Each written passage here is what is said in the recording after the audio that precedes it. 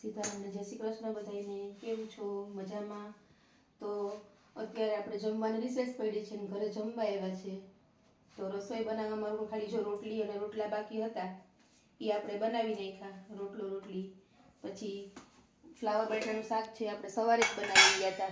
Flower બટાટાનું શાક પછી આપણે દાળ બનાવી હતી, દાળ ભાત અને આ છે ઘઉં ચોખાના પાપડ, એ આપણે તળી નાખ્યા છે અને હારે મસ્ત મજાની છાશ. જમવાનું હવે રેડી થઈ ગયું છે બપોરનું. તો રસોઈ કેવી લાગી અને જેને જમવું હોય એ આવો, કારણ કે જમીને પાછું ઓફિસે જવાનું છે એટલે ફટાફટ જમી લઈએ. જમી અને પછી ઓફિસ જઈશું. તો કેવું લાગ્યું મારું જમવાનું એ મને કોમેન્ટ કરીને કહેજો. તો પછી મળશું આપણે આના પછીના વિડીયોમાં. ત્યાં સુધી આવજો.